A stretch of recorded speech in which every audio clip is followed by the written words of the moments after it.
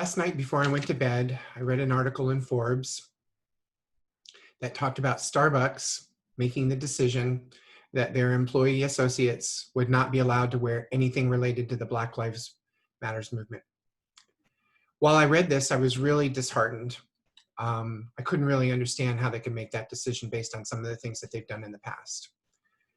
However, this morning when I woke up, well, a little while after I woke up, there was a Forbes article that actually outlined that they had reversed their decision.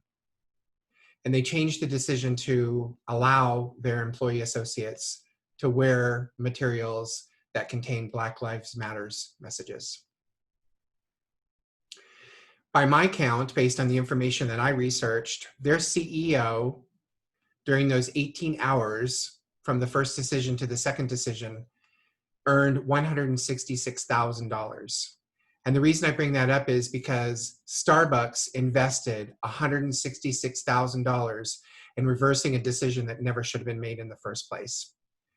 And the part about the decision being reversed that really caught my attention, which is why I'm putting this video together, is that they didn't internally decide to change that decision. They changed that decision because of the backlash and the outrage that came from social media. So internally, they didn't figure it out the first time, and they didn't figure it out the second time. So they only were moved to make the decision based on the backlash that they received through social media. And some of the questions that came up for me as I looked at this, because one of the best things that I learned by working with my coaches and mentors for more than 25 years was reflection, reflecting on events, reflecting on experiences, and learning and gleaning from them what you can. And what came to mind around this, beyond the backlash is what drove the decision, was how in alignment is this leadership team? How in alignment is it with their mission, vision, and values, and their diversity, inclusion, and equity statements? And then beyond that, are they putting profits before people? I apologize for the papers that are going to make noise as I go through this, because quite frankly, I wanted to make sure that I got my messages across. Because the ideal way that I would be sharing this message is across the table, maybe at a Starbucks, with a cup of coffee with a friend of mine, or it could be sitting in my living room having a conversation with a friend of mine. The point here is that this is about having a conversation. This is about having a dialogue. And while I continue to be here at home to safeguard my health, this is the best way to get my thoughts and my reflections about this out. So I want to take you back to June 1995. In June 1995, I was participating in a week-long program that talked about organizational transformations. By then, I had been bitten by the bug around being involved in organizational development, organizational transformation, leadership development, cultural transformation, all those things that I ended up getting to do and got to do really, really well. So I'm in this Starbucks coffee shop 25 years ago with a team of people that was put together as a part of the overall training that took place for that week. And we're sitting there in Starbucks and we're putting together case studies to present around transformations, leadership culture, those types of things. And I remember very vividly that we pulled up online the website for Starbucks and looked at their mission, vision, and values. And what was interesting about it was we were able to use that in the context of organizational transformations, growth, leadership, all those types of things that are so important. And it set in motion for me a relationship with Starbucks that is now, 25 plus years. And what I can tell you is that there are very few places in the world that I've been to that has a Starbucks that have not visited the Starbucks. At one point, I think my mug collection was in excess of 150 mugs that I had bought while traveling around the world and going to Starbucks. So I have observed Starbucks for the last 25 years, looking at their leadership, looking at their mission, vision, values, looking at their culture, looking at their attention towards diversity, inclusion, and equity, and their business model. I mean, how they've grown and how they've gone into places like Shanghai or places like Heidelberg, Germany, or places like London, England. So for me, it's been a fascination to watch them all these years. And as I say in the very beginning, one of the things that caught my attention, and I don't know if this is the same vision, mission that they had back then as they do now. What I know is that it caught my attention then in the same way it does now. So I'm going to read for you their mission. This is their mission: to inspire and nurture the human spirit, one person, one cup, and one neighborhood at a time. What I can tell you is that in those, I don't know, we'll just use a nice round number, in those 50 Starbucks that I visited around the world, I can tell you that without exception, I experienced that each and every time. Now, what that says to me is that the people that are representing Starbucks at the service level, at the engagement level, they get this and they understand it, at least from my experience. The decision that was made yesterday does not align with this. So it causes me to wonder, what is the leadership paying attention to? What are their guiding tools, resources for making such vast, making such decisions that have such a vast impact on not only their organization, but the communities that they serve? So their values. Their values are creating a culture of warmth and belonging where everyone is welcome. They missed the mark on this a couple years ago. And through, again, outcries and backlash, they put in place a training program, which quite frankly, I don't think was meaningful. And certainly they didn't get their return on their investment. Not from an associate level so much as a leadership level, and there is a difference. Delivering our very best in all we do, holding ourselves accountable for results. The result of the decision that was made yesterday is wrong. Those decisions were wrong. That decision was wrong, in my opinion. Acting with courage, challenging the status quo, and finding new ways to grow our company and each other. No, yesterday, when you made the decision as leaders to put out there and to promote that your associates could not wear anything related to Black Lives Matters, you were not making an individualized decision based on your mission, vision, and values and your attention to diversity, inclusion, and equity. It's very clear. I invite you to argue with me. Being present, connecting with transparency, dignity, and respect. There was nothing respectful about the decision that you made yesterday. Nothing. And I invite you to reflect on that for yourselves as leaders. It says here that they are performance-driven through the lens of humanity, and yet I question that lens. So this is from Kevin Johnson, who is their current CEO. He is not the same CEO that was in place 2 years ago when they did all the diversity bias training. However, he says this: our mission and values at Starbucks reflect the fundamental principle that everyone is welcome. We aspire to be a place of inclusion, diversity, equity, and accessibility. Diversity makes us stronger, and the creation of a deeply inclusive culture allows us to succeed and grow together.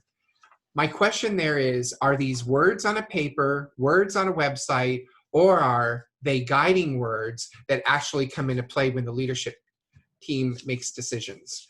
And let's talk a minute about the leadership team, because again, my observations of organizations, again, Starbucks all the way back to 1995, are almost always focused on leadership, culture, and how those things play out in the organization.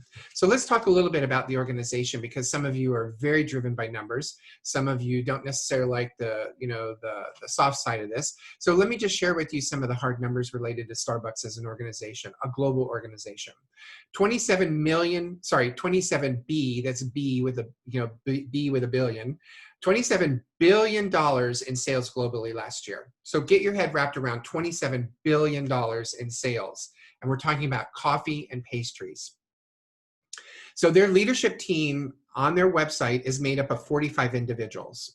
So I did a little, looking and that type of stuff at it in order to understand a little bit better. So here's how I sliced and diced it. There are 45 people who are on the leadership team, the CEO and all of the people that are part of that. So let's look at the female population on that team. Of the 45, 44% are female. Of that 44%, 80% are white and 20% are non-white. On the male side of the equation, 56% of the 45 are male. 72% of those are white males and 28% are non-white males. Overall, there are 76% white people in the senior leadership roles at Starbucks and 28% in the non-white. So when I look at that right away, that causes me to ask questions. It causes me to reflect in ways to say, help me understand how you promote so much about D&I. And keep in mind, I think you've done some great things over the years. Where is the representation? So the other thing that I learned by looking at this, because it's really great at this point in time when you can go on the internet and you can ask questions. So that's why reflections are even more fun for me now. I can ask questions of the internet or other devices that I have in my home, and they can give me information. Through its own admission, Starbucks says that it has a leadership style congruent with servant leadership style. Servant leadership style. Let that sink in for a minute. They made a decision to not serve a segment of their population in terms of their customers, and yet they believe that they're servant leaders. The other is that their design, their organizational design, is a matrix design, which means that they have teamwork and relationships in order to move things forward. So it's less about silos and more about integration. So then it causes me to think, okay, I've been in matrix organizations. I've led matrix organizations. I've designed them. I participated in them. I mean, I know them inside and out. Help me understand how you can have a matrix organization and no one at the table raised their hand and said, I think this might be a bad decision. I would have expected that as a leader. And in fact, I've experienced that as a leader. One, raising my hand and saying, I don't think that's the right direction. And I've also been sitting in the position where people have said to me, Phil, I don't think that's the right direction for us to go in. And we had conversations to get to the right decision. So it goes back to what is the alignment around the mission and the vision and the values? So they have a list here of their aspirations. So what's really positive about that for me is they aspire to do something beyond what they're doing currently. So the first is provide inclusion training and tools to people managers to ensure that we are preparing all leaders to foster a diverse and inclusive culture based on merit. So what's concerning for me around this is, as I reflect back on the training that took place in May of 2018, I wondered when they promoted all of that and they put it out there, they wanted everybody to know that they were doing it. Are the leaders sitting at the table doing the vulnerability work? Are they doing the work of self-reflection and self-understanding? Or are they hugging the walls or not even in the room when this is going on? It's a big question. I can tell you that when I was a trainer in my career, there were more times than not that the leaders were not in the room engaged in the training, and therefore they didn't understand it, and they had a gap between them and the people that they were leading. I think that the training that took place in May was really more about having an aha moment, which is not sustainable, versus having a mindset shift. If that training had been done in such a way as to create a space and put the experiences and activities in that room for people to have mindset shifts, then their actions and behaviors would have changed. That's my experience. Provide diversity education for retail partners, just talked about it. Drive leader accountability for diversity and inclusion outcomes. Who's holding those 45 individuals accountable for this decision? It seems to me as though it's the public, based on the social media outrage. No one internally figured this out before it was released.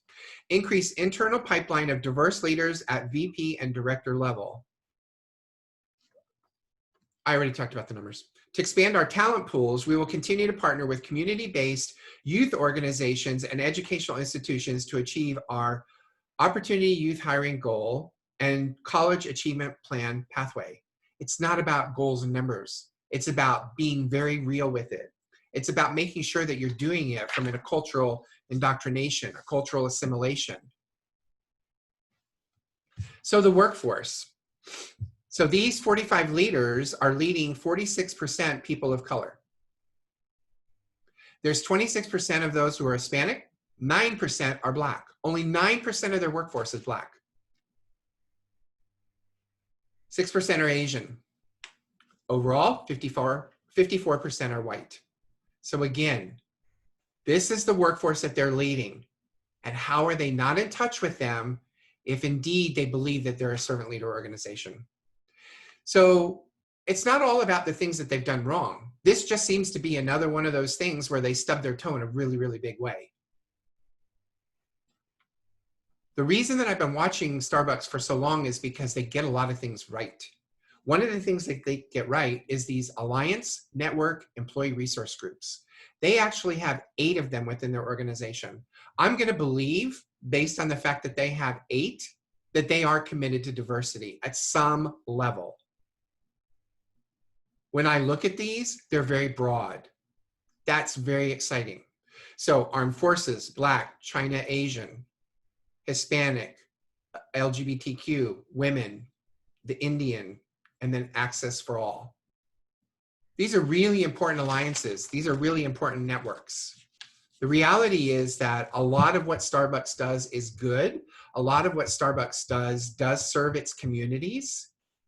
However, when they make decisions like these, as with any leader, you can do 99 things that people appreciate and embrace and support.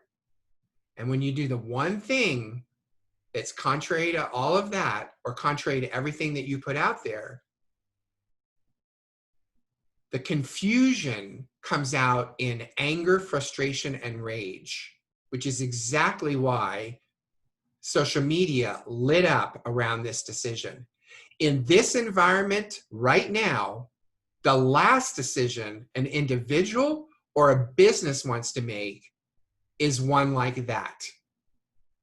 Because let's face it, and I'm off script right now, let's face it, when I walk into a Starbucks, I expect those aprons that they wear to be personalized to those individuals so that I know exactly where they stand and what's important to them, whether it's a pride pin, or in this case, a Black Lives Matter pin, or women power, trans power, Hispanic, Asian, whatever it is, that apron that they wear is unique to them and gives them an opportunity to express their individuality in the context of working for a global organization that embraces diversity, equity, and inclusion. And so to say that those individuals who support Black Lives Matters, and they could be people who are Black and they could be people who are allies, to have that on their apron, for me, is the same as any other group. There is no way that that group should have been differentiated the way that it was by that decision. Simply put, it was wrong. And some people who watch this are going to go, you know what, Phil, you're right. Thank you for saying what I'm thinking. I really appreciate that. And there are other people who are going to say, you know what, Phil, you have no business calling this out. You have no business talking about it. I'm putting myself out there about this message because it's my reflections. These are my reflections as somebody who has nearly 40 years of a professional career that got to do work around diversity, inclusion, equity, culture, leadership, you name it. In almost 40 years, I've done it. Well, maybe with the exception of finance, because finance is not really my area. However, I can follow the numbers. So here's the things that I would share for you individually, for me individually, and for the leaders of Starbucks and any other organization that are looking to do the right thing during this time. Be accountable to your mission, vision, values, your diversity, equity, and inclusion statements. They are not words to be left on a paper.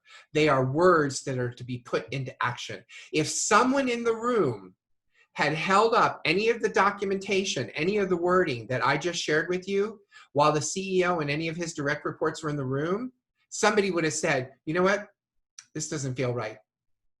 In Texas, what people might say, well, anyway, the bottom line to it is it doesn't smell right. It doesn't smell right at all. And nobody spoke up and said, I think this is the wrong decision. So be accountable for yourself and be accountable to your organization. Next, get a third-party support in there. If you are all about groupthink and you're not paying attention to thinking outside of the boardroom that you're in, my God, get somebody in there who's going to be able to hold up the mirror and share with you, this is going in the wrong direction. You know, I've been very fortunate to be the one who's done that for organizations. Clearly not as big as Starbucks, but you know what? I'm ready to take on the challenge. And I've also been the person in the seat where the mirror was held up to me. So I know both sides of that, and I do it really, really well. So get third-party mentoring coaching into your organization that makes a difference. Not yes people, not people who tell you what you want to hear. People who are going to hold it up to you, challenge you, and allow you to understand there are consequences of every decision that you make. And until they're fully explored, that decision should not leave the boardroom. And then the last thing here is, if you're making decisions intentionally, based on the facts that you have in front of you, and keep in mind, you've got to be open-minded and open heart in order to bring those facts in, bring those feelings in, bring those conversations in, you can't help but intentionally make the right decision. This decision, in summation, for me, was the absolute wrong decision to be made. I don't think I'm alone in making that determination, making that conclusion. However, you know, right now is the most important time, one of the most important times, because obviously the reason that the pride flag is behind me is because this is Pride Month, which I take very seriously as a gay man living in the United States who now has more rights than I've ever had in my life. And it's because of the movement that started in 1969 in Stonewall in New York City. Change is only going to happen when people stand up either peacefully or in protest and say, what's going on is wrong and it must stop. So please add my voice to the voices who are saying that what Starbucks did originally with their first decision was wrong. I give them credit for coming back and changing it. However, I'm sorry, I question what was their motivation in changing it, because it didn't come from their internal forces, it came from the external forces, meaning that social media lit up and went crazy on them about how wrong their decision was. So I hope you can take something away from this. I hope you'll leave me some comments, because as I said at the beginning of this, I wish I was having this conversation across the table with somebody. I wish I was having this conversation in my living room with somebody. I wish I was having this conversation with anybody, anywhere in the world, so that I could get some immediate feedback around this and have a really robust interaction around it. So thank you for taking the time. I don't know how long this has taken. Thank you for taking the time to listen to this. And my name is Phil Bolander, with much gratitude.